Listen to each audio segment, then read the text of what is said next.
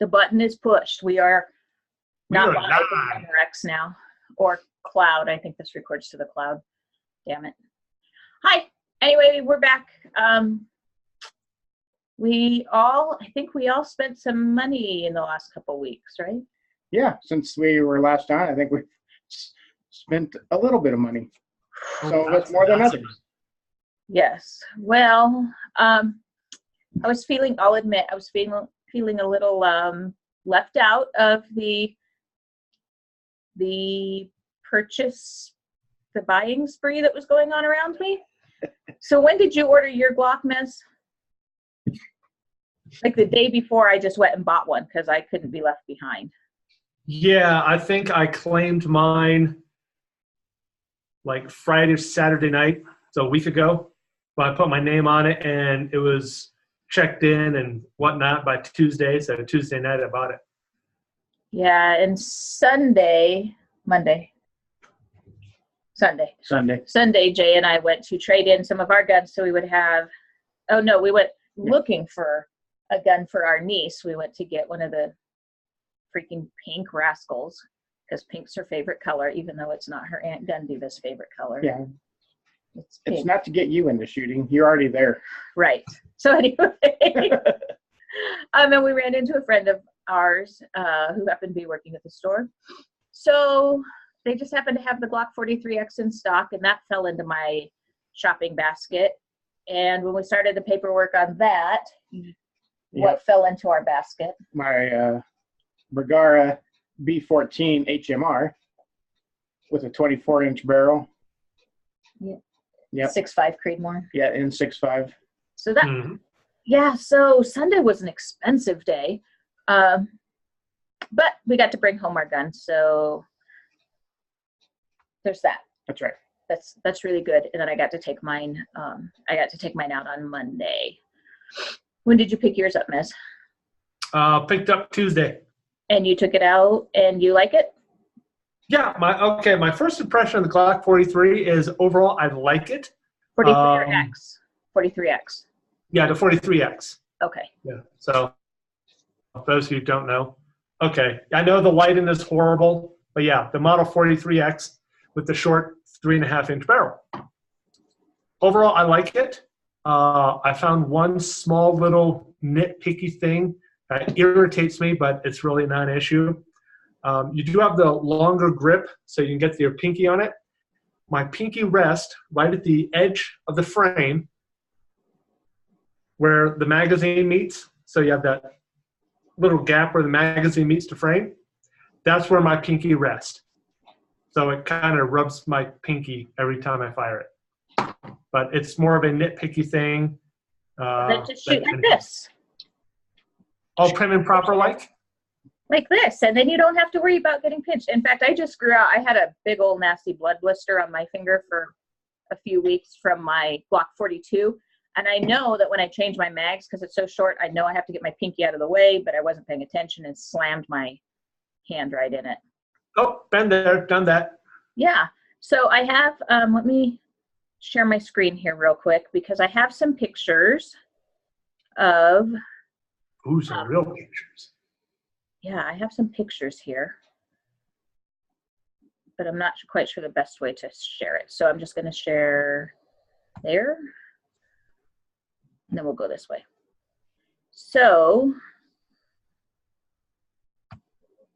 there we go.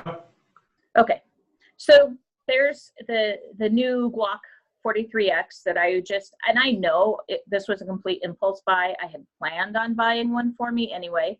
But I planned on waiting a little bit, but you got wrapped up in a spending spree. Oh my God, did I get wrapped up in a spending spree? You were buying a gun, Mez was buying a gun. Your pokey sticks came in. I was buying. I mean, it's the year of the knife for me. I haven't even bought a single pokey stick. So I'll admit this was a complete impulse buy for me. So then I laid it out. Bottom left is my Glock 42, the 43X, and then my M&P 2.0. Which after you pick up the two Glocks, God, the M&P feels so heavy. It's incredible. But there's my current handgun lineup. I'm missing the 1911s, of course. But I think the 43X, once I get it back from the gunsmith, because I am a trigger snob and I have nothing good to say about Glock triggers. I've never had anything good to say about Glock triggers. So after I shot it on Monday, I went and I put 100 rounds through it.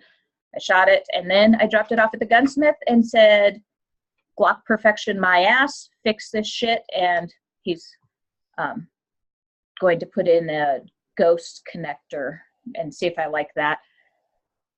Maybe, maybe not. I may do something else, but it's got to be better than that 50-pound trigger pull. I'm exaggerating. I think it's Yeah, I put the ghost connector in my Model 43, and it's a lot better than the factory trigger. Right. That's what I heard from somebody else too. And it's just really the standard trigger that comes with it is just so heavy. In fact, I have an embarrassing picture later on of one of my rounds from that heavy trigger. So this is my 42 and the 43X. And so they look, I mean, dimensionally, they're about the same size, but you can see the grip is so much smaller on the 42 until I put my extended mag in. And the 43X is actually going to be smaller and easier for me to carry with a flush magazine than carrying with my extended mag. And I think, Mez, you're the one that put that extended mag on there for me. What's that give me? 6? +2. So it's a 8-round magazine. Okay. So I'm going to carry 10 in my 43X, so 10 + 1 instead of 8 + 1 of 9 rather than 380. So I think that's going to be a much better fit for me. Then I took it out to the range, and this was my first round out of the box. When I shoot the dot torture, a lot of people will warm up before the dot torture, and I refuse to do that. I shoot it cold. So this is my first round out of the box at 3 yards, which was pretty good. I was fairly happy with that. But this was my 44th shot, because I still got 6 shots to go on dots 9 and 10. And yeah, this would have been left-handed. So dot 8 is 5 shots, support hand only or weak hand only. So this would have been left-handed shooting, and that long, heavy trigger really got to me on my 5th round, as you can see, because I haven't shanked a shot. That's got to be 5 or 6 inches. I haven't shanked a shot like that in years. So I said bad words, and then I laughed and finished it up. This is when I switched to doing it left-handed. By that time, I'd kind of gotten a handle on the trigger. So I did okay. I actually shot better left-handed than right-handed. My issue, and I don't even know it's an issue, because I know you said, Mez, you were being nitpicky about your pinky fitting at the base of the frame. Yes. Had I not started shooting my M&P 2.0 with that very aggressive grip, I probably wouldn't have noticed this. But the Glock's grip, now I understand why people are stippling them, which I think is hideous and ugly, and I would never do that. But I might get me some skateboard tape and put some grip tape on it, because it's so slick. The grips are so slick compared to the M&P now. And I'm so used to the M&P 2.0, and it just sticks to my hand. It doesn't move. I still, even though this is a single stack, still have that Glock juggle. And it's not because it's too wide for my hand anymore. It's simply because it's so slick. I've gotten so spoiled having the aggressive grip of the 2.0. So that was my one nitpicky thing. Oh yeah, that's one of 2 things I'll do to mine is I will do the skateboard tape, get like the rubber wraparound grip to give it some stick. Because first, I don't want to spend $300 to have it stippled. I'm too cheap. And I'm going to change out the sights, because I got the plain factory Glock sights, which I hate. But other than that, I like it. I'm sorry. The cat is under the couch.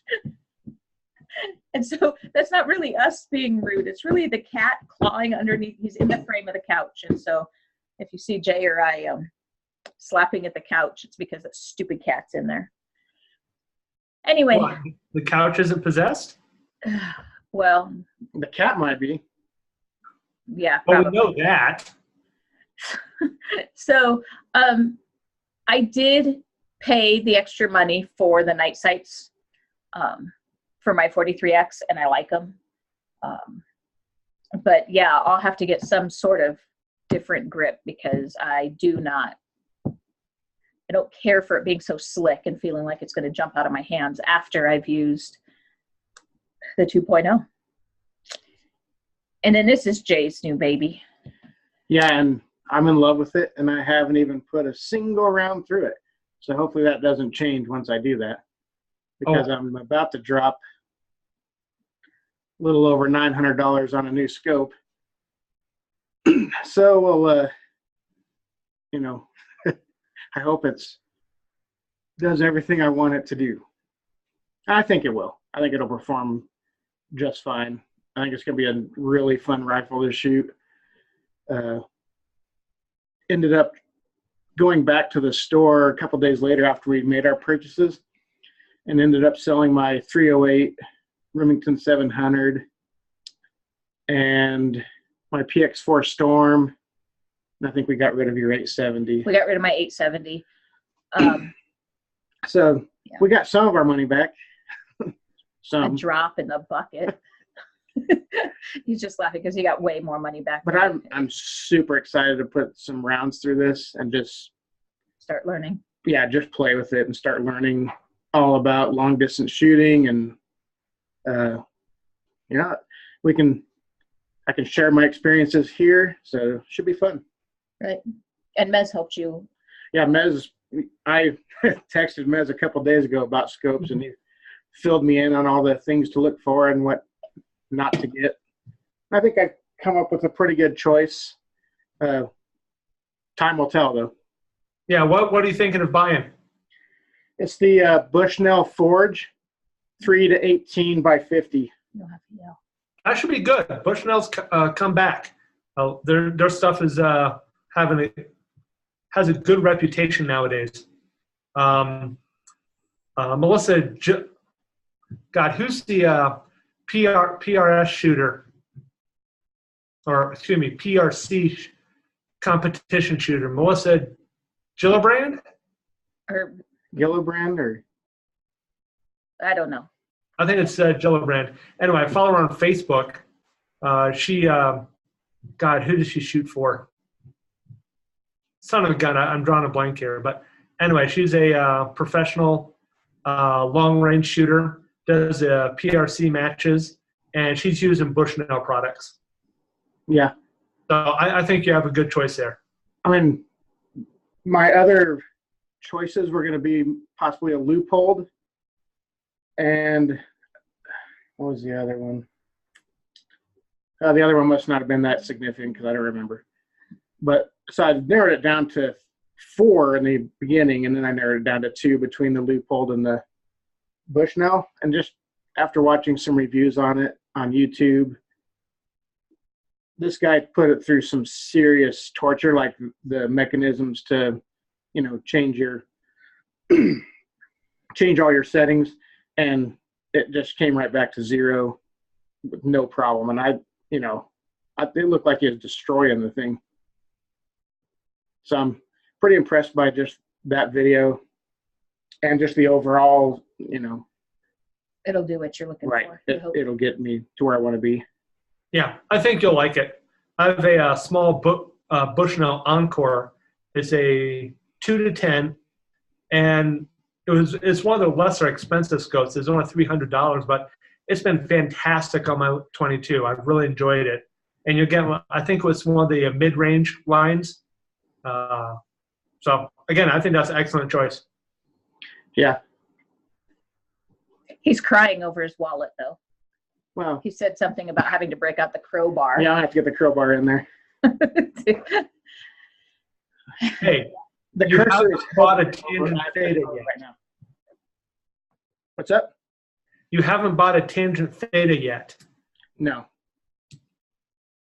That's why you start selling relatives. Well, you have plenty. I mean, you've got lots of sibs you could sell. I do have some sibs. Some Yeah. stepkids. They won't bring much. I've told you that. No. But So all three of them as a package, maybe I could get more. maybe. Hey, you're forgetting your rules of acquisition. The shoddier the product, the steeper the price. Oh, yeah, we forget about that. So what's in the upper corner of the picture there that I don't have yet? Those are my new pokey sticks. So the longer one in the sheath is a fixed blade. Really nice little like boot knife or hunting knife. And then the other two are just some lock blades or some folders. And I really like that middle one. It's a Tanto blade.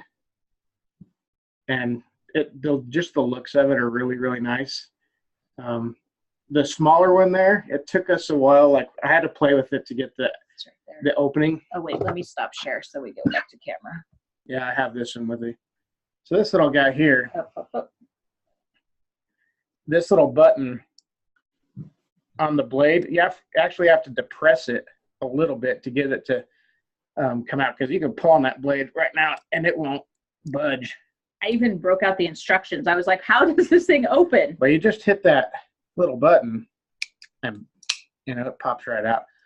Oh, that's really cool. It doesn't take a lot to depress it, but it took a while for me to figure out how the hell does that blade come out of there. And then I could just barely feel like a little give in that button, and that's what did it. But it's really become my favorite of the three once I learned how to use it. My sort of a daily carry. Right. But really cool. And use my discount code. Got a pretty good deal on them. Right. I'll have to do that soon. Did you order yours yet, Miss? Not yet. I'm still shopping around. Okay. So the good news is the discount code is good till May 31st. Yes. So we got some time.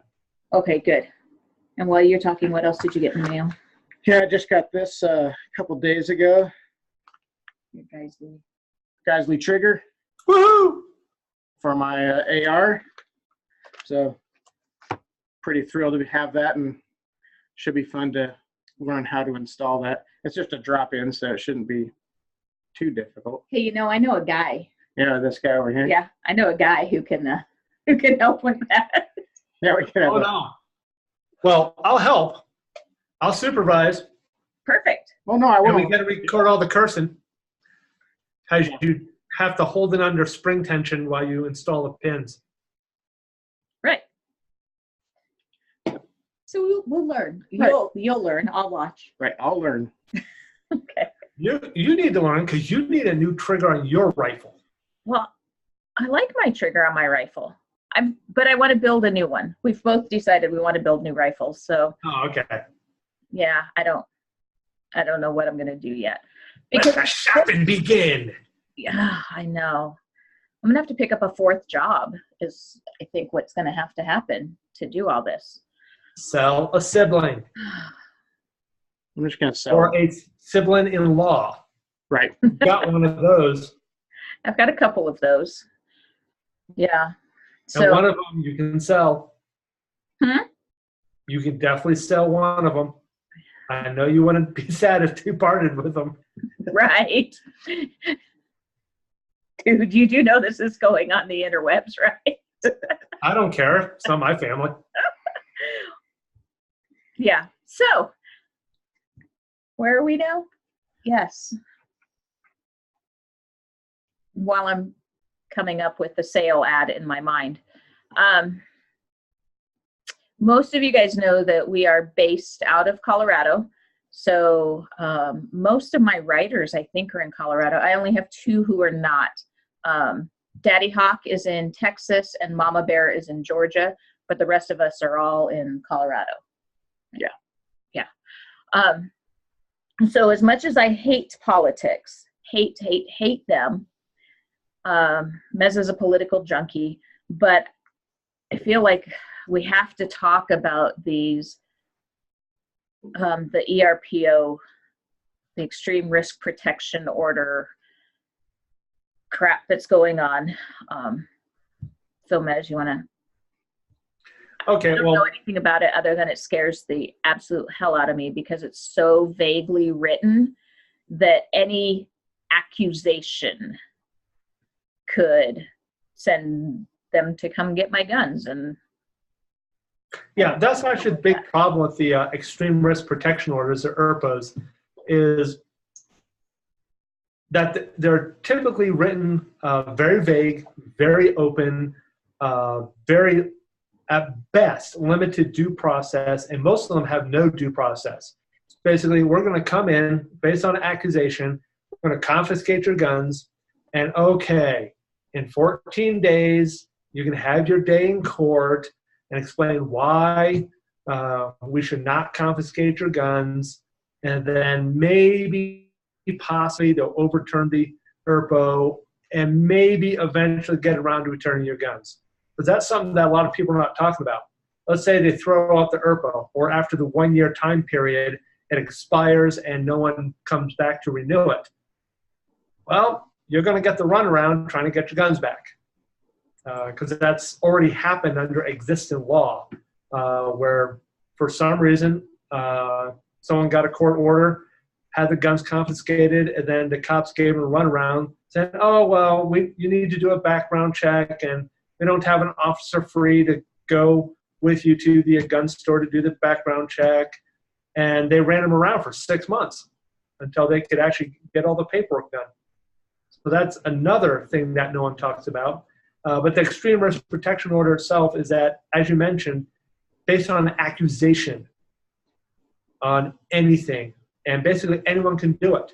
A family member, a police officer, a teacher, your next door neighbor, if you got a beef with your neighbor and they're just all pissed off at you and say, oh, you own guns, you're violent. Well, they just go file an ERPO and they're going to come take the guns first. Then you get your day in court. And the way the Colorado law is written, you have to prove your innocence. You're assumed guilty until proven innocent. right. And if you truly are innocent, how do you prove a negative? You can't. And that's why the Colorado law is especially egregious, because it's so poorly written. In fact, I just read on Facebook tonight that a lot of Colorado sheriffs, after the third round of hearings in Denver today, are starting to withdraw their support because it's so poorly written. So, and my sheriff has never supported it, and the neighboring sheriff has never supported it, because we live rurally. It's the city, really, Boulder and Denver County. Their police departments and sheriff's offices seem to really embrace this.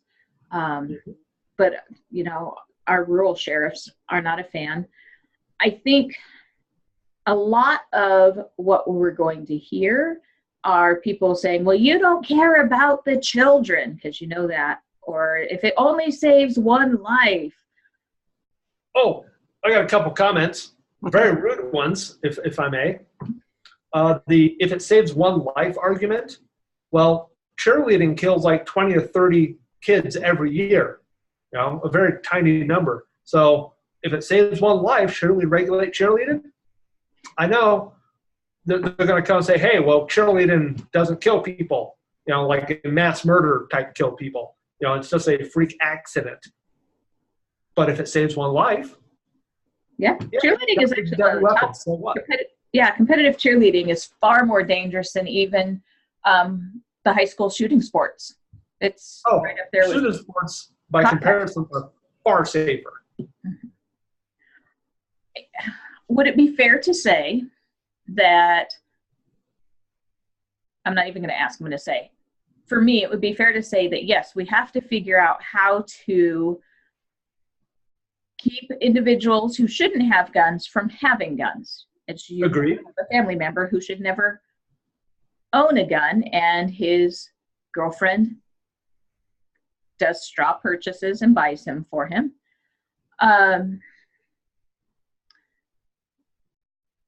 So a straw purchase is a whole different thing. But I believe that if we just enforce the laws we have, and if the government officials in charge of putting the information into the system would actually follow through and do that, then we wouldn't even need to be discussing these ERPOs. Yeah, let me bring up a example that we just had this past week. The mass shooting in Aurora, Illinois.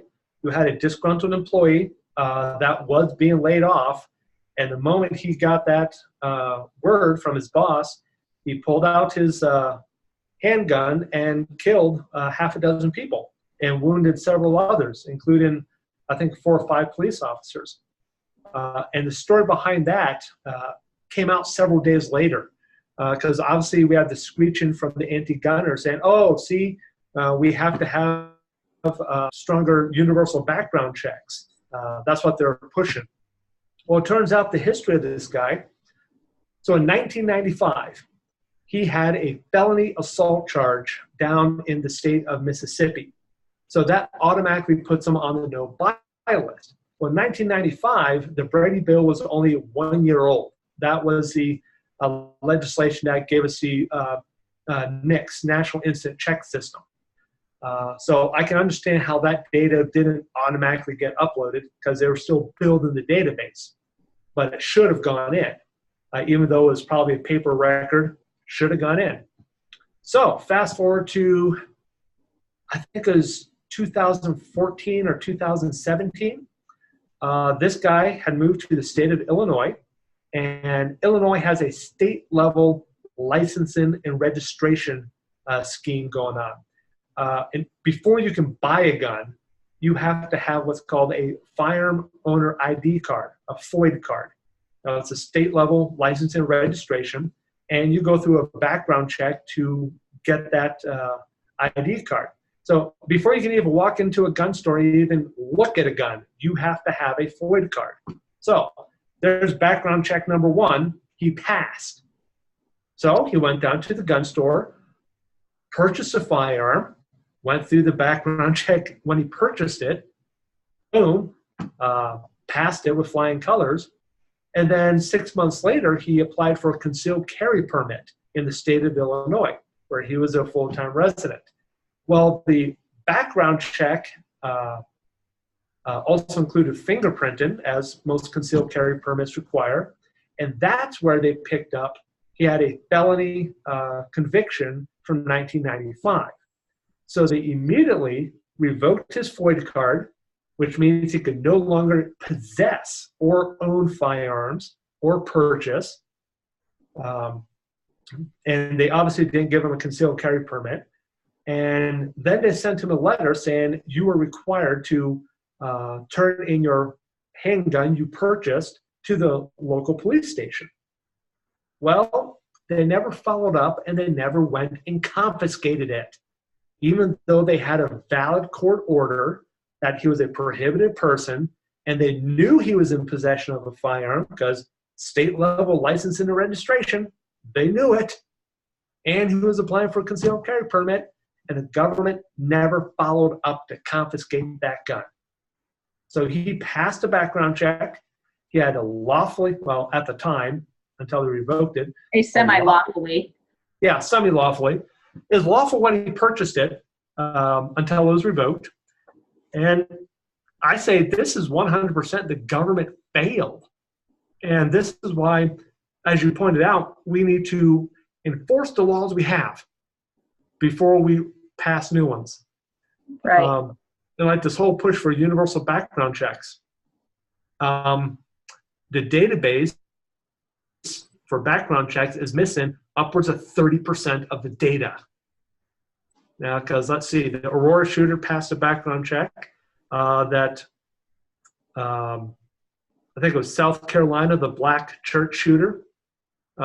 He passed a background check because the sheriff's excuse me, the sheriff's office who did his felony drug arrest didn't do the paperwork correct, so it didn't get uploaded to the database.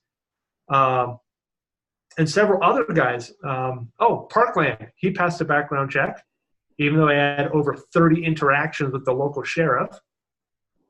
And we can all agree that bastard shouldn't have had any access to guns. Absolutely. But He should have been on the no-buy list from day one. right. So I don't think you're going to find any gun owner who's going to say that it's a good idea for people who have demonstrated mental illness, such as that, or who are truly dangerous. I don't think you're going to find any gun owner who says, no, go ahead and give them a gun, which is what people would like you to believe, that we gun owners are just like arm everybody. There are people who should not ever own guns. But these broad, vague laws are just, they scare me. I mean, what's it going to take? I had a stalker for years and years and years. He could have manipulated the law against me, and that would have given him free reign, free access to me. Yeah, he just has to say, the way the Colorado ERPO law is written, oh, you're crazy, you own a gun. You know, and you got to take it away. And in all honesty, he could have said, I'm afraid she'll shoot me because I told him I would if he came around one more time, because he was walking through all of the orders he had. So I did tell him one more time, and I'm going to shoot you with the gun you gave me. And that was the last time I saw him, and he died he died alone elsewhere. I had nothing to do with it. Swear. But I mean, that's all it would have taken. Is he could have initiated the contact. He could have walked through the restraining orders that he did, and then turned around and told the cops, oh, she threatened to kill me, and I would have had my gun stripped, which would have left me completely vulnerable. Yeah, and that's actually a tactic criminals do use against gun owners. As a lot of crimes are prevented just by the displaying of a firearm. They don't necessarily have to shoot them. But remember, firearms aren't magic talismans. We have to throw that little caveat in there. That's true, we do. Okay. But, you know, someone tries to mug you, you pull out your gun, say, hey, leave me alone. The criminal runs away. First thing it does, calls the cops, hey, this crazy person threatened to shoot me with a gun, and gives them your description. Right. And now, I don't know. You haven't said much. What do you think? No, you don't want what I think. Okay. At least not on camera. We don't want to know. Right. Yeah. Oh, is that why you carry a tarp and shovel in your truck? I don't even drive my truck. Right. Right. No, I just think that, I don't know, you just cannot appease the other side. Like, the people are trying to get our guns, that there's nothing we can say or do or anything like that to convince them that the Second Amendment is, you can't infringe on that right ever. No, you know. Now, certainly there are people who shouldn't own firearms, mentally ill people, people who are felons, obviously. I mean, you know, there's the obvious. Every law that comes forward only hurts the law-abiding person. Right. A criminal does not obey the law. That's why they are criminals. Right. So almost every single law that comes forward is only hurting those who obey laws. And there's going to come a time when somebody does, if this ERPO thing passes, and they say, hey, this person's crazy, you have to go confiscate their guns. And they're going to say, hell no, you're not getting them. And there's going to be a shootout. It's already happened in another state. I don't remember. Yeah, it did. Yeah. They said, over my dead body, and guess what? Right. Yeah, it just... And it's not because that person was mentally ill. It's because they felt their rights were being infringed, and the only way that they could convince the other side that, like, hey, you can't just come take my guns for no reason. So here you go. You can have the dangerous end of the gun, and I'm going to pull the trigger. and we'll see what happens. Well, You know, this is what happened. it's a scary time like that if more stuff like this happens. Oh, well, this has actually been happening for 20 plus years. When the drug war in the 80s really started to take off and they instituted no-knock raids. In the early days, a lot of cops were getting wounded and even killed because 2 a.m, kick in the door, and this person has no clue you're coming. They think, oh, I'm being robbed, pull out a gun and start shooting. So a lot of times, the homeowner or the resident got killed, and sometimes the police got killed. That's a hazard of the no-knock raid. Well, this ERPO is going to be another variation of the same thing. This will get people killed. Except for they won't be just targeting known criminals who are, on drug raids. They'll be targeting just innocent, or could be targeting an innocent person, Right. who is a lawful owner of a gun. And I don't know. I just think it's going to get scarier Before it gets better. Oh, yeah, it will. And that's a shame. A friend of mine mentioned that she would have given anything to be able to remove guns from her friend who ended up committing suicide with a gun. And she would have liked to have had, a law to help her with that. And I understand that. I understand where she's coming from there. But somebody who has decided to kill themselves is going to do it, whether they have a gun or not. I am way more concerned about the people like the Aurora shooter or the Parkland kid. What you do to yourself is your thing, but you don't need to be harming anybody else. So we've got to be able to come up with some way without trampling all over innocent people's rights and without turning us into guilty until proven innocent. And the onus of that, if somebody accuses me and they come and take my guns and I let them because I don't want to get in a shootout with my, deputies, the onus is on me to prove that I'm the safe owner. And that's bullshit. Exactly. It is the guilty till proven innocent, and you can't prove a negative. You're innocent. You're not a threat to anyone or yourself. How do you prove that? You can't. Right. And that's why I was thinking the whole purpose of the ERPOs is to weaponize it, is to disarm as many people as possible, one by one. And even though you're completely innocent, they're going to tie you up with red tape before you get your guns back. So if they carry out the ERPO to its full extent, 364 days, at 363 days, they can, he's still dangerous, and file a new ERPO against you. So they can just have like one person after another. Just keep doing it. Or the same person. Every 363 days, file a new ERPO. And then you prove a negative. If the person is dangerous enough to go strip them of their guns, are they not dangerous enough to be in custody? I mean, rather than coming and taking my guns, if you have enough evidence to say I'm dangerous and you need to come take my guns, don't you have enough evidence to arrest me? Or should you? I mean, you don't. That's the thing with the ERPOs, is you don't. They can just come take my guns and I can go free. I can't purchase anymore. But if I'm that much a danger to myself or my society or to society, then maybe I shouldn't be allowed to walk free. I just had a thought. This is very similar to the asset forfeiture laws that we have, which are being abused. Those were started during the 80s in the drug war. That, you're a drug dealer in the local neighborhood. Not only are we going to prosecute you for drug dealing, but we're going to strip you of any assets to prevent you from doing that. Like, you earned $100,000 in cash money we found in, stashed in your walls. We're going to confiscate that.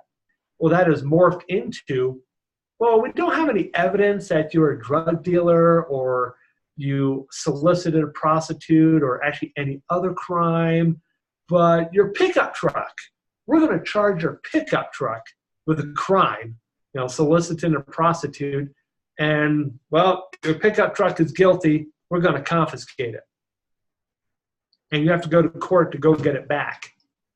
Right. But you yourself have never been charged. It's like, okay, if my property is guilty of a crime, shouldn't I be guilty because I'm the owner of said property? It's kind of a same mentality. We're just going to take your stuff because you're a dangerous individual, but we're going to let you walk free because we want your stuff. Right. And, as concealed carry permit holders, we are statistically more law-abiding than police officers. That's not a knock on police officers. I work with them. I work with deputies. I love our Leos, but statistically, nationwide, CCW holders are more law-abiding. Oh yeah, well, every group has bad apples. Right. And the last statistics I read is CCW holders have about a 1% revocation rate for misdemeanors and whatnot. Police officers have about a 3%. So it's still tiny, tiny, tiny percent in each group. But you're right. Technically, CCW holders are more law-abiding than cops. Right. I mean, it's super minute, but we still run the risk, being gun owners, of irritating, rubbing somebody the wrong way, and this ERPO passes, losing our rights. Yep. And then you have to go to court, pay for a lawyer, prove your innocence, and they'll wrap you up in red tape. And going to court can cost thousands of dollars. Right. Some people just don't have that. I don't. I'd be screwed. My guns would be gone forever. Because Yeah, it'd be cheaper to wait till the ERPO expired and go buy a new one. Right. Right. Yeah. It's just a slippery slope all the way around. So Yeah. Well, on that happy note, do you have anything else? Yeah. what are we working on? Okay. My TCAT T1X now has glass. Beautiful. Yeah. So I went with a fixed 10 power because I'm mostly doing target shooting more so than hunting. So this is the SWFA fixed 10 power mil-dot reticle, mil-radian turrets. And now I just need to wait for my stock to come back in inventory, and I'll get that ordered. Cool. So the year of the 22 is progressing. Everybody's year is progressive but mine.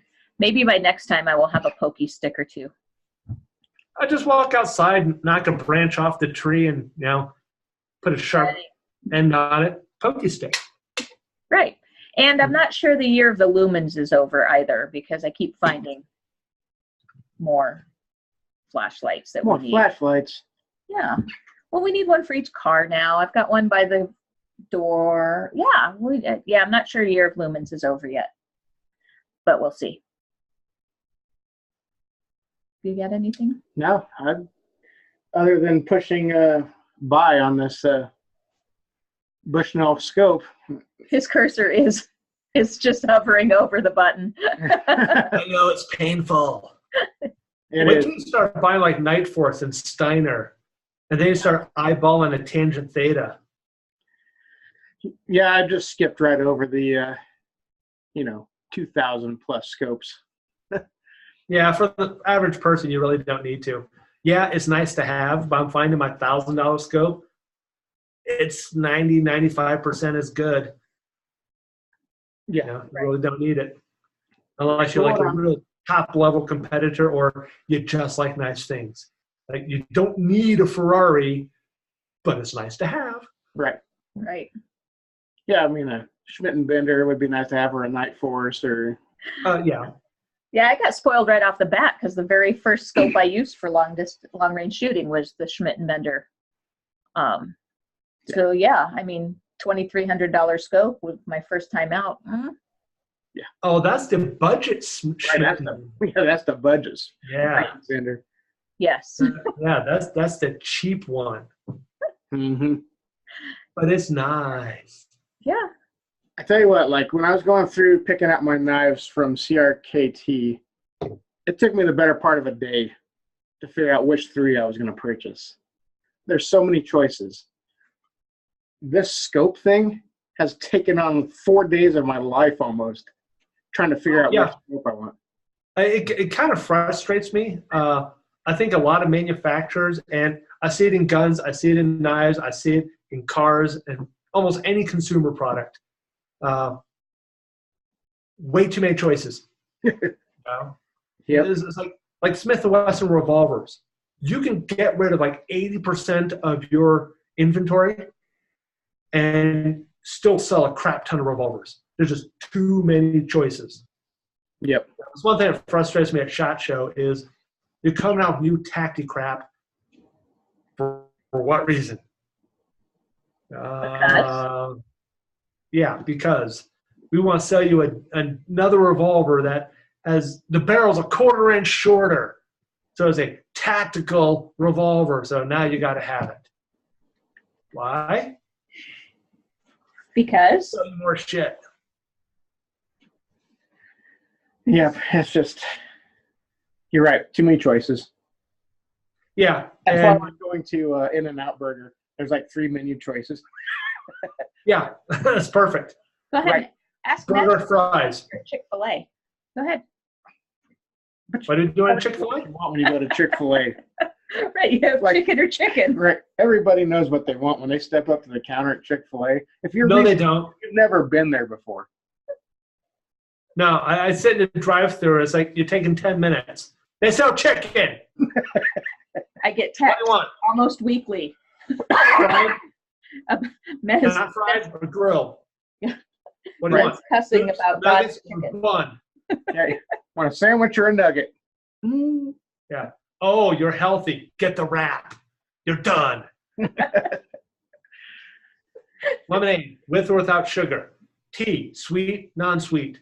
Or Coke. What do you want? Order to take 30 seconds. Right. And that's ordering for a family of 4. I knew better than to fire you up about God's chicken, but sometimes Yeah. too many choices is a problem. It is. When you just have a straight, an easy choice like chicken, Right. it should be easy. But yeah, I have no idea how I'm going to carve out time to spend all day on the website for my Pokey Sticks. We already knew what I a couple know. of them you wanted. I know. I wrote down exactly what I wanted, and then I saw what you got, and now I might have to look because I didn't look at a boot knife, and I really need a boot knife. Everybody needs a boot knife. Right. So Or 2 or 3. Right. back to the drawing board. And I really should, what I'd love to do this year, if I can find one, is take another knife fighting class. It's been about 6 years, 7 years. Yeah, maybe longer. Oh God, I think it has 9 been maybe. longer 9 or since I took a knife fighting class. So I'd like to do that again. There was a class I was going to take in May, but it turns out I've got range duty. So that class isn't going to happen, which is a shame because it's a Dave Spalding class. One of the other instructors is hosting him up here. And I was looking forward to it, but I won't be able to take that class because I have other obligations. Yeah. But okay.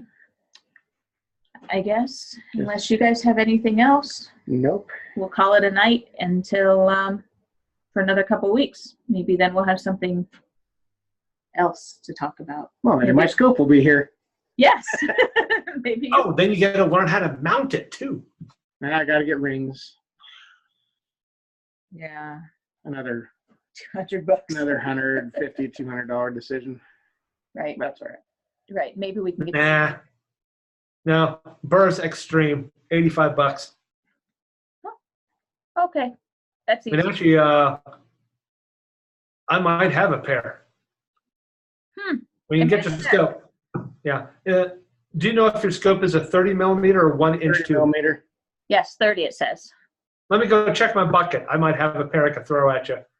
Cool. Look So at you that. can try it out. If you don't like them, give them back. Right. Buy something new. That would be cool. Are you surprised Mez has extra parts? No. No. I'm running out of parts. I have to start buying more guns and optimizing them so I can fill up the parts bucket again. Right. Yeah, we're going to have to go through our parts bucket one of these days, especially since I just got rid of the 870. I've got a whole bunch of 870 parts that need to go away. But I got a sweet Phobos holster for a PX4 Storm if anybody wants it. right. Or Dumpster. lamb Right. fill. Why want that? It'll probably go. Yeah. Well, one thing that frustrates me about the gun industry, a lot of consumers are cheap bastards.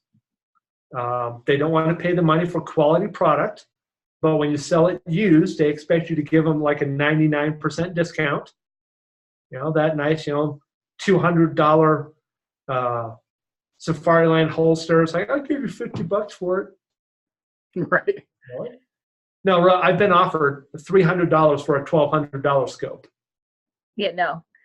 Yeah. Part of the reason I will probably never sell my Glock 42 is because it has 3 holsters. And I'm not going to sell my gun and be kept with, be left with holsters that are never going to fit. And I'm sure the hell not giving away $300 in holsters because, well, they're expensive. Right. So the 42, Yeah. once I get the 43X back, get another few hundred rounds through it, the 42 will probably just get cleaned and loved and put away as a backup gun. And the 43X will come into rotation. But that means I have to start buying holsters for the 43X. Mm-hmm. My can holster does fit it. So the can that I use for my 42 fits my 43X. But the flashbang and the long shadow don't fit. So I'll have to slowly replace those. But since the can fits, I can still carry it each day. Yeah. Which is good. Yeah. Okay, then I guess we'll see you in another couple weeks, right? Sounds good. All right. Have a good night. See ya.